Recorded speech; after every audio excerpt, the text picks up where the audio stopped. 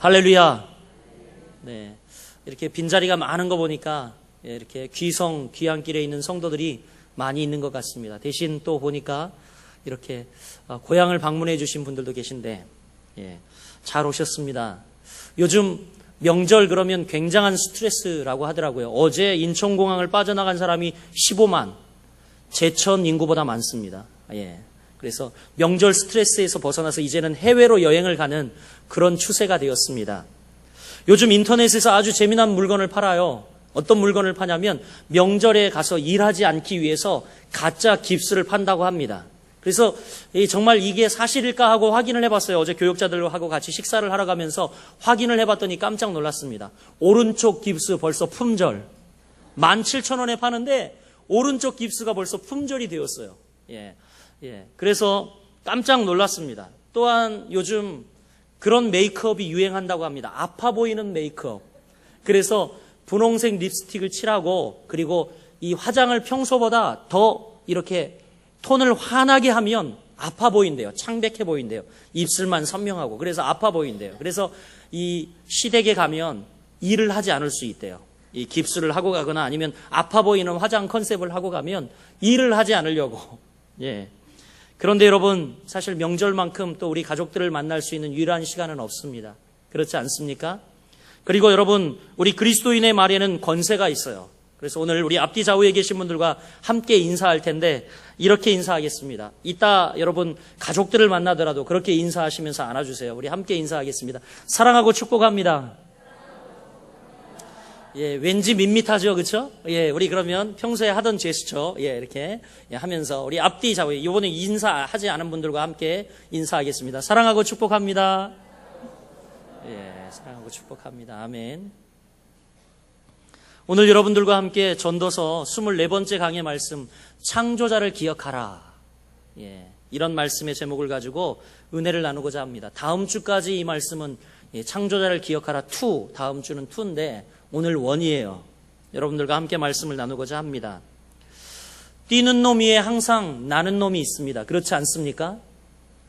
우리 지역에는 저 단양 어상천에 가면 아주 유명한 수박이 나옵니다. 전국에서 당도가 가장 높다고 하는 이 어상천 수박이 나오죠. 이 어상천에서 수박을 가꾸는 농부가 있었습니다. 농부는 별다른 문제 없이 농사를 잘 짓고 있었어요. 근데 한 가지 딱 신경이 거슬리는 일이 있었습니다. 그건 뭐냐면 동네 아이들이 밤마다 수박서리를 해가는 겁니다. 그래서 농부는 안 되겠다 싶어서 생각 끝에 꾀를 내어서 수박밭에 팻말을 크게 하나 세웠어요. 뭐라고 세웠냐면 이렇게 세웠습니다. 이 중 한 개의 수박에는 청산가리를 주사했음. 독국물 위험. 그렇게 팻말을 세웠어요. 수박을 여러분 아이들이 서리를 했을까요? 안 했을까요? 항상 제가 질문할 땐 정답이 뒤에 있어요. 했을까요? 안 했을까요? 서리를 못했어요. 그 팻말을 보고 그만 겁나서 못했습니다.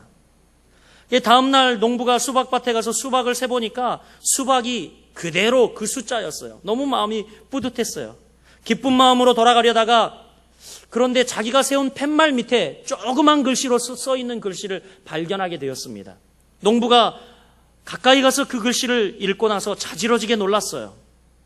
조그만 글씨로, 아이 글씨로 이렇게 적혀 있었는데 뭐라고 써 있었냐면 이제 청산가리 수박 2개 되었음. 이렇게 써놨어요.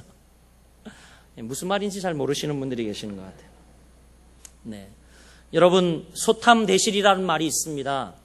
작은 것에 연연하다가 큰 것을 잃어버릴 수 있다라는 거죠.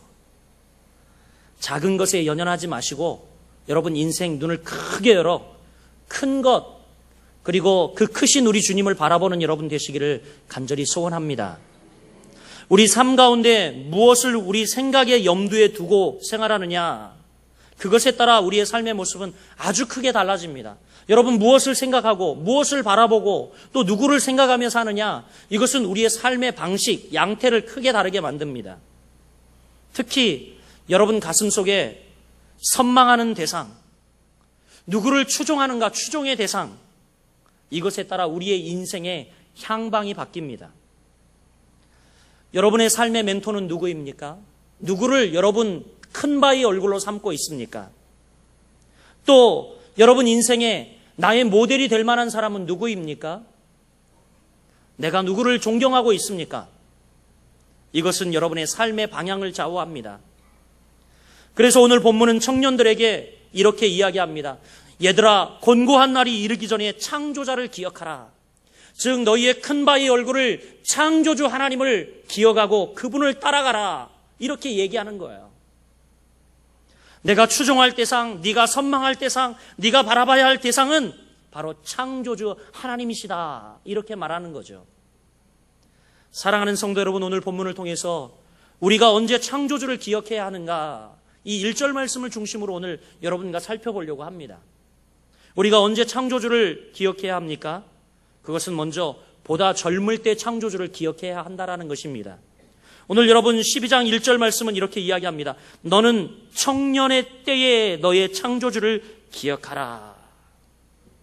보다 젊었을 때 창조주를 기억하는 것, 우리 하나님을 기억하는 것은 매우 소중한 일입니다. 청년의 때를 흔히 많은 사람들이 인생의 황금기다 이렇게 정의를 합니다.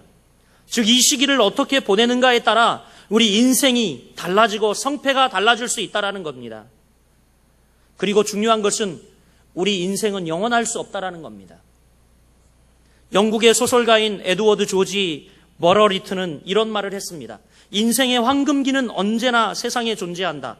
사랑, 건강, 시간, 더 이상 사라질 때까지 여전하며 계속 존재할 것이다. 그러나, 여기가 중요합니다. 그러나 청춘만은 언제나 존재하지 않는다. 이렇게 말하고 있어요.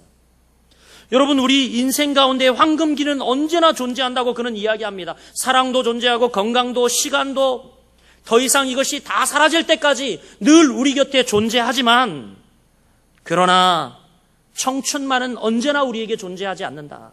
지나가 버린다는 겁니다.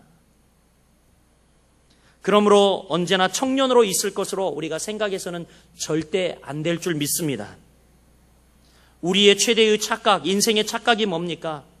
인생이 이 땅의 삶이 다인 양 하고 싶은 것 다 하고 누리고 싶은 것 다 찾아 젊음을 다 허비하고 살아갑니다. 특별히 청년의 때에 욕망과 야심에 불타서 우리는 생활을 합니다. 그러나 이토록 힘이 있고 강건한 청년의 때에 오늘 솔로몬은 뭐라고 이야기합니까? 가장 먼저 기억해야 할 일이 이가 있다. 가장 먼저 기억해야 할 분이 있다. 라고 우리에게 말씀하고 있어요. 오늘 솔로몬은 우리에게 너의 창조자를 기억하라.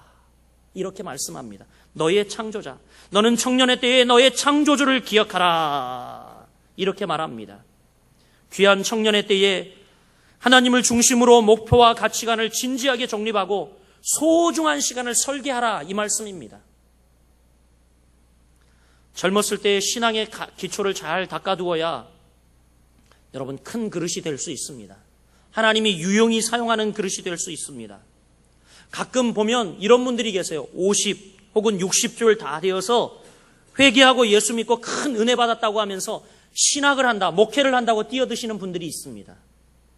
말리지는 않지만, 그러나 여러분 기독교 역사를 보면 갑자기 은혜 받고 신학자 되고 목회자가 된 사람 중에 큰 일꾼은 많지 않습니다. 이것은 역사가 증명하고 있습니다. 반면 어려서부터 누군가의 영향을 받았던 사람들, 부모든 그것이 스승이든 주일학교 교사든 어려서부터 신앙생활 해왔던 사람들이 큰 신앙의 인물이 되었습니다. 그런 면에서 사랑하는 성도 여러분, 교회의 유아교육, 아동교육, 그리고 청소년, 청년교육, 다음 세대의 교육은 너무너무 중요합니다. 이들이 정말 좀 더 어린 시기, 젊은 시기에 창조주 하나님을 기억하고 알므로 말미암아 그들의 인생이 완전히 달라질 수 있다는 것입니다. 제가 이 시간 넌센스 문제를 한번 내겠습니다. 여러분 한번 알아맞혀 보시길 바랍니다. 아주 쉬워요. 자, 여러분 길 가다가 5만 원짜리와 만 원짜리가 떨어져 있습니다. 여러분 어느 거부터 주어야 할까요? 예? 정답. 예. 정답은 둘 다예요. 둘 다. 예. 둘 다죠, 여러분. 여부가 있겠습니까? 그렇지 않습니까? 그러면 또 한번 질문을 해보겠습니다. 인삼은 6년근 일때 캐는 것이 가장 좋다고 합니다. 사포린 성분이 거의 절정에 이르러서 이 6년근 인삼을 먹으면 아주 약효가 좋다고 하죠. 그러면 여러분, 산삼은 언제 캐는 게 제일 좋을까요? 예. 이거 알기는 잘 알아요. 그죠? 예. 예, 바로 이렇게 발견 즉시. 예. 왜냐하면 그냥 두었다가 남의 밥이 되고 말거든요. 그러니까 산삼은요, 이게 몇 년근이냐 이런 걸 따지지 않고 발견 즉시 내 것으로 취해야 되는 겁니다. 그러면 또다시 질문합니다. 여러분, 그러면 인생의 어느 시기에 하나님을 섬기는 것이 가장 좋을까요? 네? 네. 인생의 어느 시기에 하나님을 섬기는 것이 가장 좋냐면 그것은 하나님이 여러분을 찾아왔을 때 그 즉시 바로입니다. 할렐루야. 여러분, 내일 일로 미룰 일이 아니에요. 전도하다 보면 안타까운 것이 다음 주에 갈게요, 다음 달에 갈게요, 혹은 다음 기회에 갈게요 하다가 호련히 저 세상으로 가시는 분들이 계시더라고요. 그렇지 않습니까, 여러분? 사랑하는 여러분, 바라기는 보다 젊을 때에 우리 창조주 하나님을 기억하는 여러분 되시기를 주님의 이름으로 간절히 기원합니다. 두 번째, 여러분, 우리가 언제 창조주를 기억해야 하는가? 그것은 바로 오늘 본문이 이야기하듯 곤고한 날이 이르기 전에 창조주를 기억해야 할 것을 우리에게 말합니다. 1절 중반절에 이렇게 이야기하죠. 너는 청년의 때에 너의 창조주를 기억하라. 곧 곤고한 날이 이르기 전에. 시간적 표현이 나와 있어요. 곧 곤고한 날이 이르기 전에 이렇게 말합니다. 여기서 우리가 주목할 것은요, 곤고한 날이에요. 곤고한 날. 성경적으로 곤고한 날이 어떤 의미일까요? 곤란하고 고통스러운 순간을 말합니다. 이것은 바로 하나님의 진노의 날, 최후의 심판의 날을 이 날로 보아야 할 것입니다. 그 날이 이르기 전에, 최후의 심판이 우리에게 다가오고 하나님의 심판의 검이 우리 가운데 놓이기 전에 우리가 바로 창조주 하나님을 기억해야 한다라고 이야기를 합니다. 욥기 21장 17절에는 이런 말씀이 기록되어 있습니다. 하나님이 진노하사 그들을 곤곡해 하심이라. 이렇게 말합니다. 하나님이 진노하사 그들을 곤곡해 하셨다라고 말합니다. 여러분, 그래요. 인생은 언제나 내 자신의 뜻대로만 살 수 없습니다. 내 자신의 뜻대로 되어지지 않습니다. 우리 인생, 특히 지으신 이의 지배를 받고 사는 하나님의 사람들은 더욱 그렇습니다. 우리를 지으신 하나님이 우리를 주관하고 계세요. 여러분 마음대로 되어지지 않습니다. 사랑하는 여러분, 그러기에 공고한 날이 이르기 전에 창조주 하나님을 기억하고 하나님 앞에 서는 여러분들 되시기를 소원합니다. 사람이 노쇠하면 마음속에 열정이 있어도 겉으로 마음껏 나타낼 수가 없다고 합니다. 다시 말해서 신체적인 면과 지성과 감성의 작용을 다 포함한 정신적인 면이 급격히 둔화되어서 움직이고 활동하는 영역에 한계가 느껴지기 시작한대요. 그러나 무엇보다도 비참한 것은 뭐냐면 이런 한계로 인해서 창조자를 기억하고 무엇을 하려고 해도 힘없는 존재가 되어버리고 만다고 합니다. 그래서 여러분, 이때는 하고 싶어도 하지 못하는 비참한 존재가 되어서 이렇게 노년의 창조주를 알아 구원함을 입었지만 정말 나중에는 그분 앞에 내놓을 열매가 없어 내가 천국 가면 얼마나 부끄러울까, 이런 상황이 된다고 하지요. 그래서 어르신들이 뭐라고 이야기합니까? 젊어서 해. 젊었을 때가 좋았어. 이런 말씀하지 않습니까? 우리 옆 사람에게 한번 이야기합시다. 젊어서 해. 젊었을 때가 좋았어. 그렇습니다. 언젠가 우리에게 호련히 곤고한 날이 이르게 될지 모릅니다. 사랑하는 여러분, 최후의 날을 맞기 전 우리 하나님을 기억하고 하나님 앞에 충성을 드리는 여러분 되시기를 주님의 이름으로 축원드립니다. 마지막으로 우리가 여러분 또 언제 창조주를 기억해야 합니까? 그것은 바로 12절 하반절이 이야기를 하고 있어요. 우리 1절 말씀만 다시 한번 같이 읽어볼까요? 시작. 너는 청년의 때에 너의 창조주를 기억하라. 곧 곤고한 날이 이르기 전에 나는 아무 낙이 없다고 할 해들이 가깝기 전에. 1절 하반절에 나는 아무 낙이 없다고 할 해들이 가깝기 전에 창조주를 기억하라, 이렇게 이야기합니다. 무슨 이야기입니까? 모든 희망을 잃어버리기 전에 창조주를 기억하라는 겁니다. 모든 희망을 잃어버리기 전에. 사람이 늙으면 희망이 없어집니다. 사람이 희망을 잃으면 절망에 빠집니다. 사무엘하 19장 31절부터 39절까지 보면 다윗이 압살롬의 반역으로 쫓길 때에 그를 도왔던 유일한 사람이 있었어요. 누구냐면 바로 길르앗 사람 바실레라고 하는 사람이 다윗을 정말 열심히 도왔습니다. 나중에 이제 이 모든 반란이 진압이 되고 그리고 다윗의 왕권이 회복이 되어서 황궁을 하고 다윗이 승리하여서 이제 예루살렘으로 돌아갈 때에 이 바실레의 공로를 인정하고 포상하기 위해서 그를 예루살렘에 데려가고자 했습니다. 그런데 여러분, 바실레가 뭐라고 이야기하는지 아십니까? 그는 이제 나이가 많아서 갈 수 없다고 사양하고 내가 지금 부모님이 묻혀있는 그 부모 밑에서 죽겠노라, 이렇게 이야기를 합니다. 그래서 결국 바실레는요, 그 다윗이 그에게 주고자 했던 영화 그리고 부귀, 그것을 차지하지 못하고 결국 노쇠하여 가지 못하는 안타까운 상황이 됩니다. 할 수 없이 다윗은 그의 아들 기맘을 데려 예루살렘으로 입궁을 하지요. 이 기사를 보면서 저는 깨닫게 된 바가 있습니다. 사람이 늙으면 하고 싶어도 또 좋아도 취하지 못하는 그런 일들이 있구나라고 생각이 되어져요.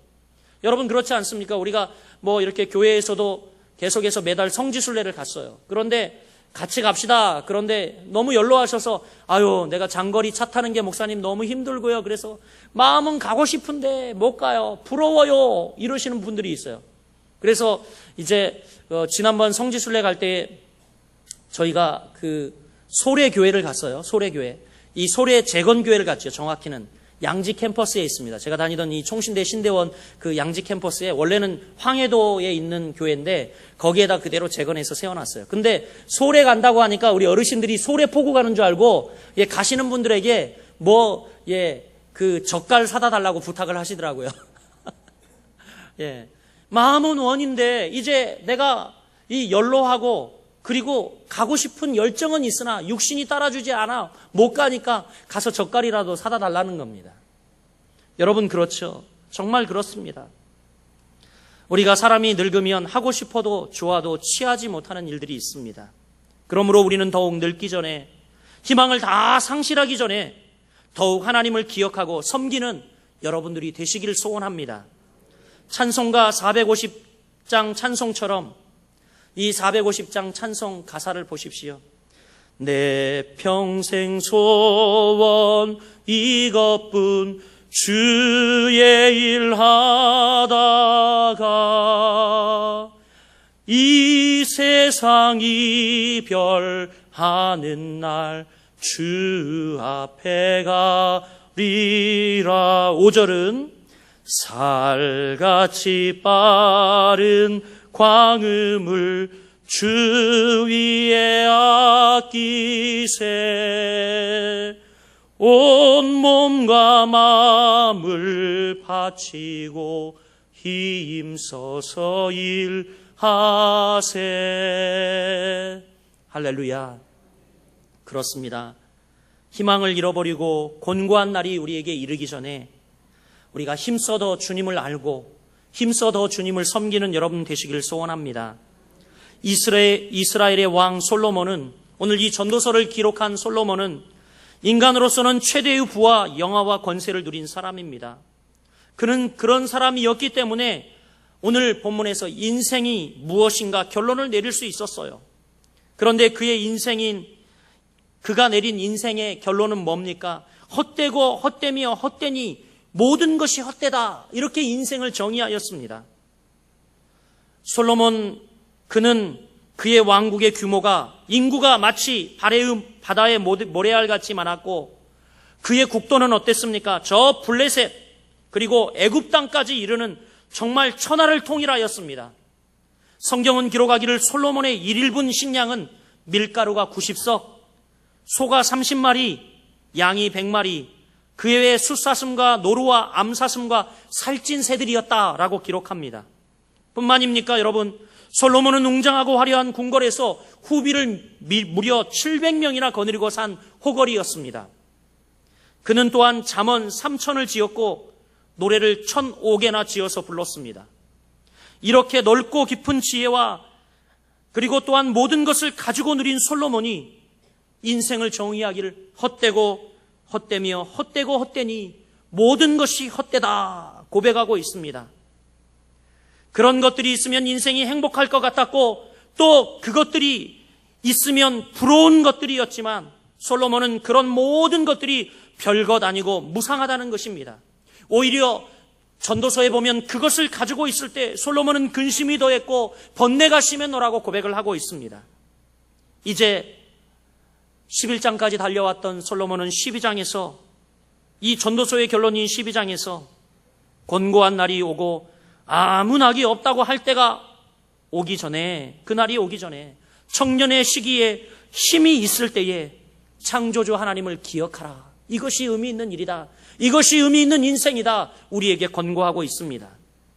즉 예수 그리스도를 영접하고 참 삶인 인생의 본분을 찾는 것이 인생을 헛되지 않게 하는 길이라고 이야기합니다.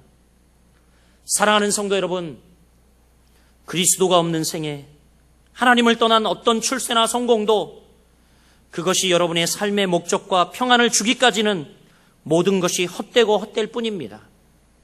그분만이 우리의 삶의 목적과 또 죄의 용서하심과 평화를 주실 만한 유일한 분이심을 여러분 믿으시길 바랍니다. 이제 말씀을 맺으려고 합니다. 고 오카는 목사님께서 미시간 대학에서 교포 학생들을 데리고 수양에 갔을 때 일입니다.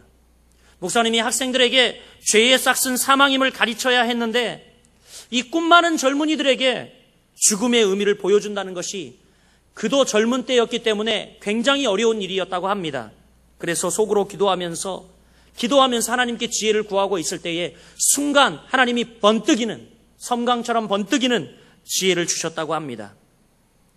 마침 야외에서 설교를 하고 있었는데 목사님 머리 위에요, 나무가지가 이렇게 있었다고 합니다. 목사님이 나무가지를 힘차게 딱 분질렀대요. 나무가지에는 무성한 파란 잎이 달려 있었는데 목사님이 들고 물어봤다고 합니다. 옥 목사님이, 사랑하는 청년 여러분, 이 나무가지가 죽었습니까? 살아있습니까? 이렇게 물어봤다고 그래요. 거꾸로 물어봐야겠네요. 여러분, 살아있습니까? 죽었습니까?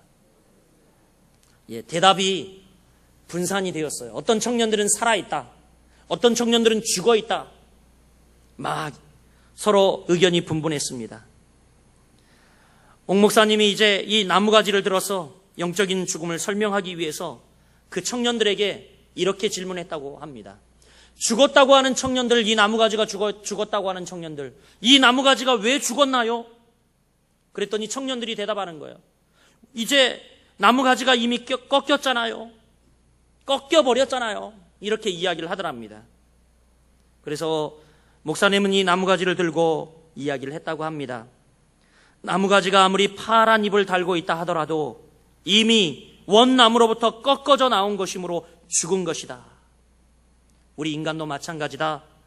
우리가 죽게 붙어 있을 때만 살아있는 존재다. 우리가 주님께 접붙임되어 있을 때만 우리는 살아있는 존재다. 이렇게 이야기를 했다고 합니다.